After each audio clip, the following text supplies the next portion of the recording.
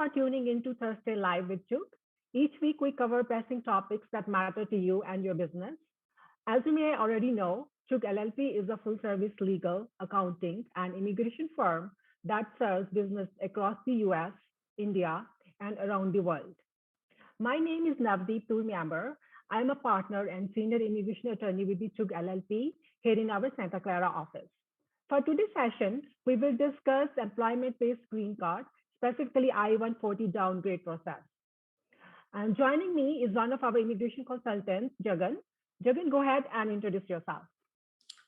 Thank you, Navdeep. Hello, everyone. Good afternoon. Thank you for joining us today. My name is Jagan Tamirisa. I'm an immigration consultant with Chugh LLP, based at our Virginia office in Reston. As Navdeep mentioned, we will be discussing how and when to downgrade I-140 from EB2 to EB3 green card, whether to use premium processing on your petition, the impact of downgrading when your child turns 21, and whether you can travel while your EOS is pending, etc. Very interesting topics.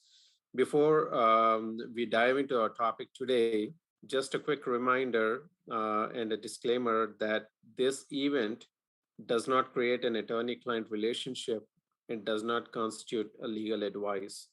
It is intended for general information purposes only. Also, feel free to enter your questions on this topic into the chat box at any time during the presentation. We will try to answer them live. Please note, though, that we will not answer case-specific questions. If you wish to discuss your case, you can email or call us. We will provide our contact details at the end of this session. Thank you, Jagan. So to get started, first, lot of you are going through green card process, right? Employment-based. We heard this term downgrade, specifically last year in October 2020. Just to give an idea, before we reach the downgrade process, right? So you are, your employer is sponsored your green card. They filed a perm for you. And then after the perm was approved, they filed I-140 immigrant petition for you. So this immigrant petition I-140 was approved for you either as EB2, which is a professional with advanced degree, or EB3, which is a professional with a bachelor degree. So some of you who had I-140 approved under EB3 or EB2, they just, I-140 is approved and they could not file I-485 because their dates were not current. And they were waiting for the dates to be current.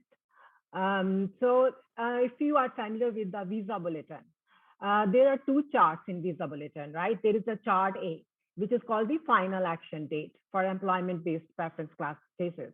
And there's a chart B, which is dates for filing of employment-based visa applications. So normally, USCIS when says you can file I-485, they used to rely on chart A, which is the final action dates.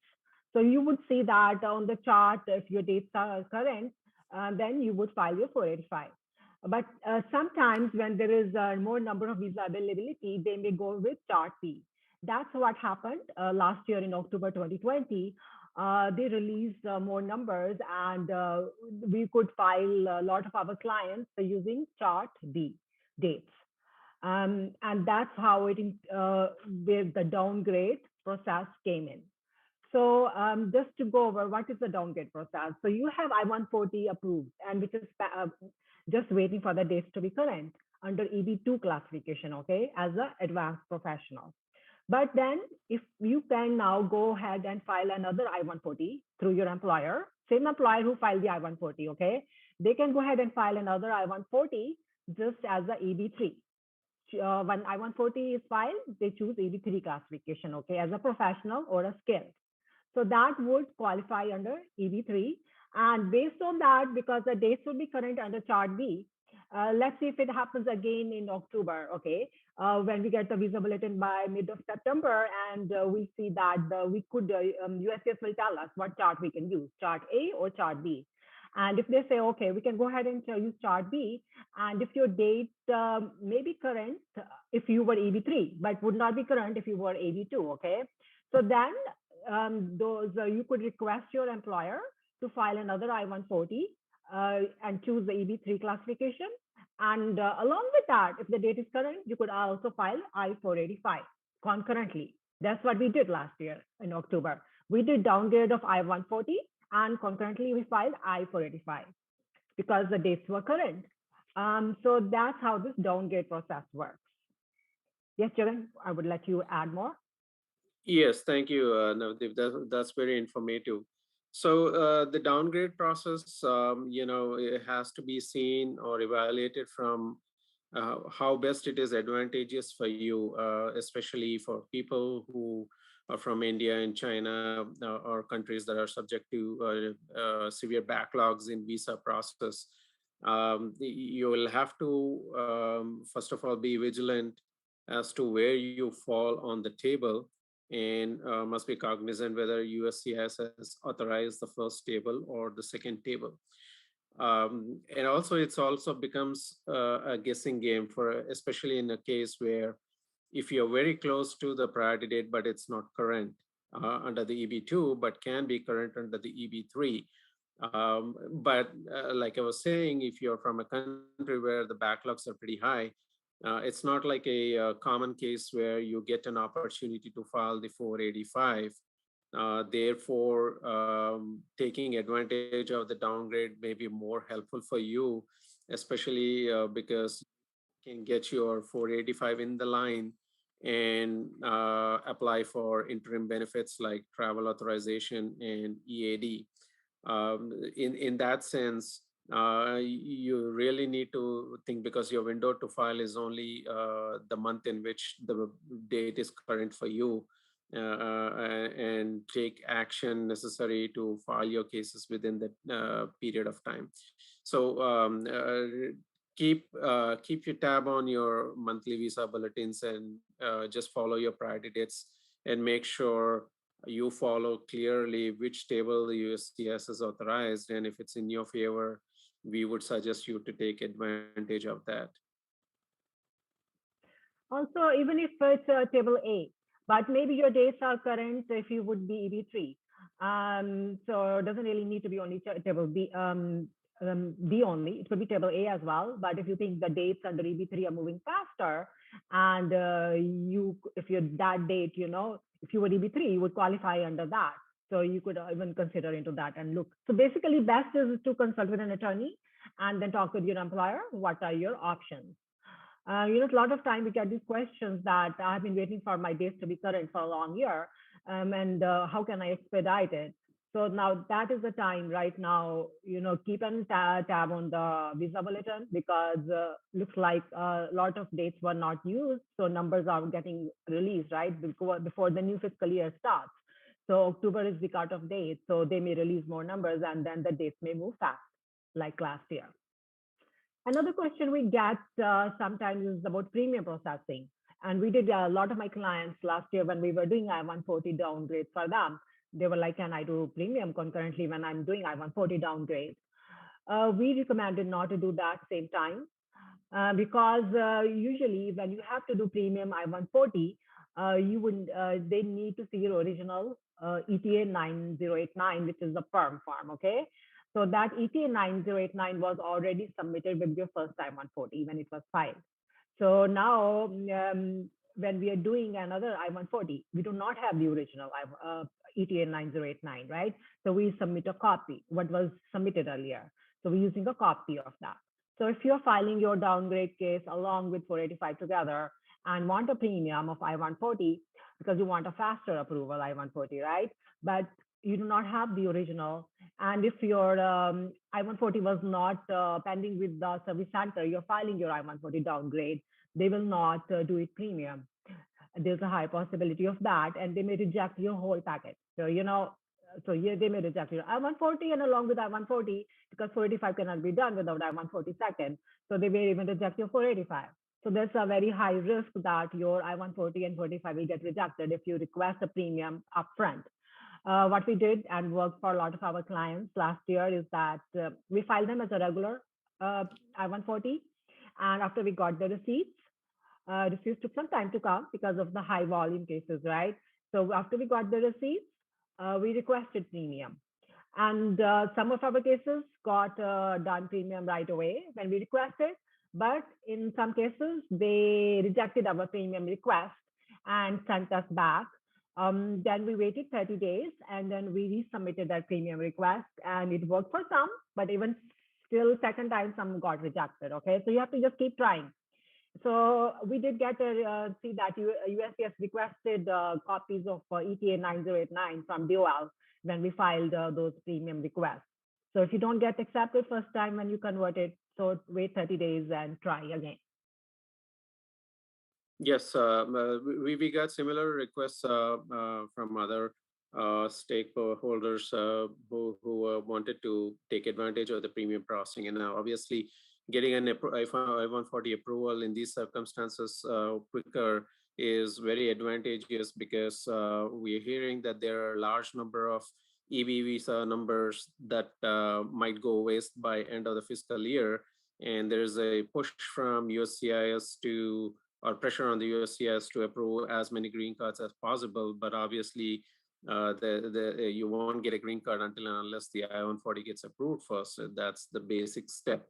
There were some suggestions that if you actually enclose a copy of the perm labor with your I-140 premium upgrade, there is a chance that USCIS will accept it, and you really don't need to wait too long for USCIS to convert the case to premium. But our experience and from a legal standpoint of view is it really doesn't work that way. So what USCIS actually needs to do is obtain a copy of the perm from either your previous I-140 file or from the Department of Labor. So it's not that they need the copy of labor from you. And we generally provide them anyway with the I-140. It's not the case that they don't have it. It's that they just need to retrieve the original from the previous A file number or from the Department of Labor, and only then they would upgrade the case to premium. So certainly, like Navdeep said, if you get rejected once, don't need to get dejected about it, but keep on trying. Give some time gap between first rejection and refiling, and hopefully USCIS will keep visiting your file, and when they file the original, they will upgrade it to premium processing. So what happens? So right, we filed a downgrade I-140 and as a regular and I-485 AOS. So once you file it, let's say using Chart B, so it just gets filed and you can convert premium, get I-140 approved, but your 485 will be processed only once the dates are current, okay? So a lot of them did get actually the ones we file in October, because the dates are moving a little faster. They have the visa number available. So we are getting a lot of actually approvals, even without the interview. And but if you do not get that, you just have to wait for your dates to be current and wait for USCIS, right? Even if you file the case, let's see, October, everyone got filed in October, but consider the volume, high volume which was filed. So even, so there are a lot of files pending for the officer, right? Before they even reach your file. So it will take a while for them to reach your petition or application and process it. One question I got is that can we expedite the biometrics EAD or advanced parole process? Unfortunately, you cannot expedite it because USCIS is already very delayed in their processing because of the COVID situation or whatever reasons they had. They're really delayed, and they even issued that please, we will not expedite. Do not send us any requests for expediting any of your EAD or advanced parole. So you just have to wait for that. Yes. So there is really no place or no procedure in place to do an expedite request on the biometrics. I mean, it's everybody must have seen how USCIS has delayed the processing since last year because of the COVID. The operational part of it was affected, and therefore there was a huge backlog in getting the biometrics cleared out. Also, keep in mind that when you are have your I-485 in the pipeline and you are waiting for an approval, Your case will only be approved if your priority date is current under the first chart and not on the second chart. If USCIS has authorized the second chart, that only means that they will accept your I-485 and ancillary applications for processing, but not for approval. The approval will only happen if your priority date becomes current under the first chart. So keep tab on your yeah, mails. Make sure you check your case status regularly online. There's an opportunity to have an account in USCIS website where you can enter your case and receive case updates through email or text messages. Please do that. And when you get a mail, especially a biometrics, try to see if you can keep the appointment and finish it rather than asking for reschedule until and unless it's an emergency kind of situation where you can't really make it. Now, if a situation does come up where you can't keep your appointment under the new procedures, you can call USCIS and ask for a reschedule of the biometrics. You may be able to reach a customer service who can help you in fixing a new date. I mean, they would fix a date not by your choice, but in the next batch in which they can find appointments for you, and then send you a confirmation with the rescheduled date and time. But otherwise, rescheduling can actually delay the processing of your applications, especially for E80 and advanced parole, if not for 485. So it's always recommended that you keep your biometrics appointment and try to make it. I see another question that I did not submit my medicals at the time of filing I-485. Can I just submit them now by myself? No. So USCIS has instructed that if you do not submit your medicals at the time you file I-485, they will issue an RFE and they expect you to submit the medicals when they issue the RFE. A lot of our clients who did not submit last year due to different reasons, they are getting alerts or emails and also RFE, and they're getting this opportunity to submit their medicals now. So we had a situation where one client just wanted to go ahead and submit their medicals themselves. They wanted to take that risk, and they did submit, but despite submitting the medical, still got the RFE. So they had to do another medical done. So it's not advised to just go and mail the medicals without getting an RFE, because they will go into the mailroom. Mailroom may not further put it in the file or send to the officer who has the file. So they have not even started working on your 485. They're not really going to go put it in the file. There's a high possibility, right? So it's just more work for them, and they're already very busy, delayed. So it's better that you wait. Once the officer opens your file, start working on your 485. They'll request a medical, submit at that time. So that would help to avoid such delays. Yes. So when it comes to medical, keep in mind that if you send it in advance, it's not like USCIS will send you some sort of confirmation that, yeah, have you received your medical report and included in the file, you're all set or something like that. So in other words, you're in a limbo because you don't know if it made it to the file or not. And usually the cases, we should assume that it won't be done because it's not a fee-based service where they go hunting for the files and try to put in the documents individually as and when you send it. So, and recently also, if you have seen the USCIS's updates, they have extended the validity of the previous medical reports that are already with them. So it may also be a situation where they may not even ask you for it, and use the previous one to probably approve your case. We just have to wait for them. We can't call or get a confirmation whether they are okay with whatever we have or not. We just have to wait, like my colleague said, to that they pick up the file, look into it, and then reach back to you if they need a new ones or not. Because there is a legal requirement out there that the medical report must be signed within 60 days or for it to be valid for its prior to its submission. So there are a lot of schematics behind it. So I know most people are trying to be proactive on this, but you want to be proactive where it's actually more useful for you rather than spend a lot of money and let it go to waste. I see another question. Can I travel after filing my I-485 AOS? Um, so it's recommended that you wait for the approval of your advance parole. So when we file I-485, along with that, we file Form I-131, which is a travel document called advance parole. So it's really recommended to wait for that unless there is a family emergency. You have to travel because if you leave while your I-131 advance parole is pending, it will get denied once you leave the US while it is pending before it gets approved.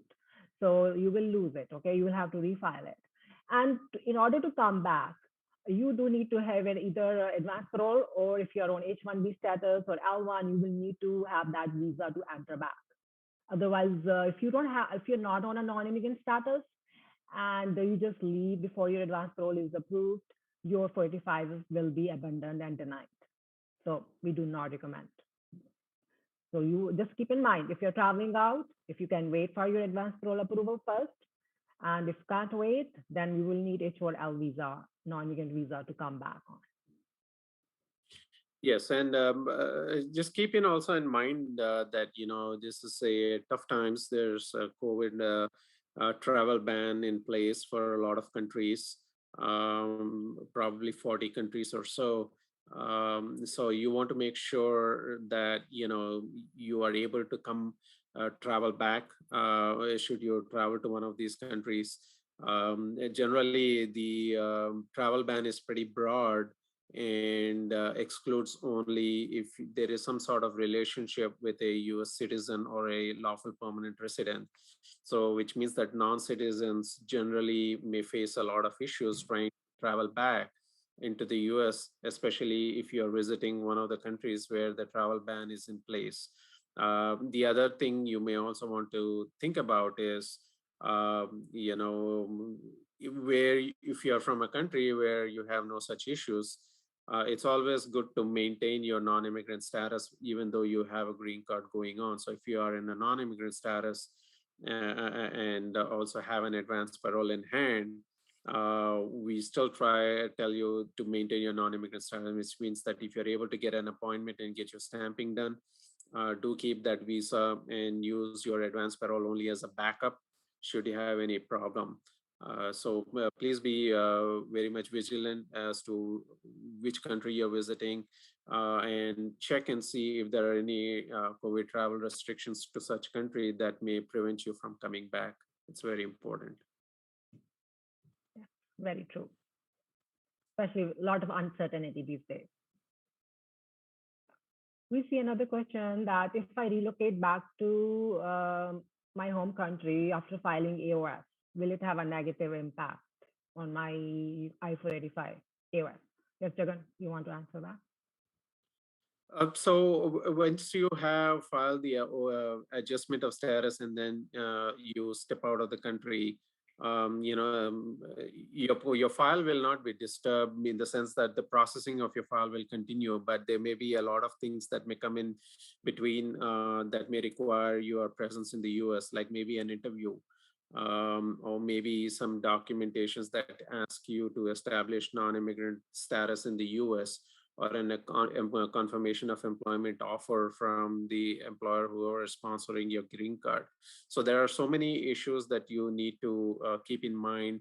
And also for informational purposes, you can convert a pending to a consular process just like that. I mean, if you step out of the country and in a situation where you have to be in that country for a long time and cannot return back to the US, then like I said, if you get an interview or something and you're not able to make it, then that becomes critical, because if you don't show up, they can deny your adjustment. So if you are in a situation where you think you cannot travel back, where you cannot keep all these appointments and stuff, then maybe it might be possible. It may be best that you discuss with your lawyer to see if you want to convert this to a consular process. Okay, so we'll just take one last question as we will be running out of time soon.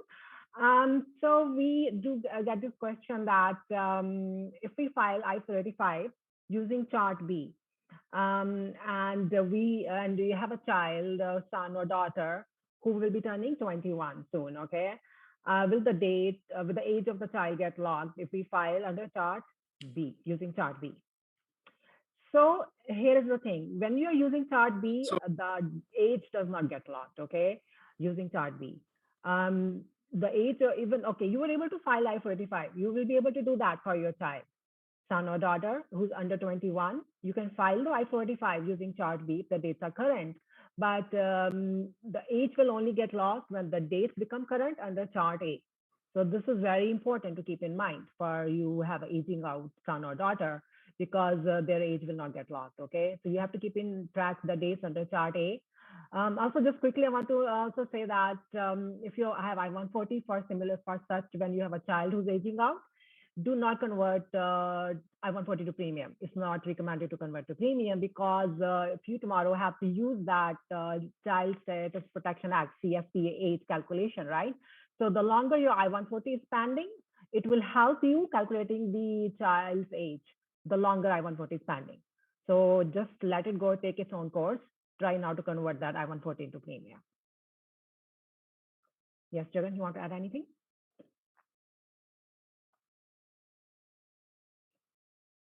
I think we are just running out of time, and we'll wrap up. Yes, Jagan, you want to do the closing?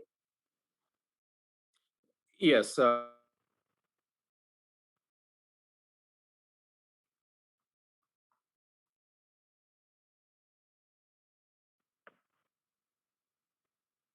Okay, I'll quickly just, thank you so much for joining us. Do tune into our weekly live session every Thursday at 11 a.m. Pacific time and 2 p.m. Eastern time. And if you have any more questions, you can email us at info@chugh.com. And thank you again for joining us. Jagan, you want to make any closing? yes. Thank you, everyone, for attending. Please send your queries to info@chugh.com, as my colleague had said. Thank you for joining. We have a rest of the great afternoon. Jagan, you want to quickly give your email as well, and I can give mine in case anyone wants to just email us Sure. directly. Sure. My email is Jagan, Jagan dot Tamirisa, Tamirisa @chugh.com. And my email is Navdeep, Nav as in Victor, Deep @chugh.com. So please feel free to send us any questions you have, or you need any assistance. And don't forget to tune in weekly for our live session.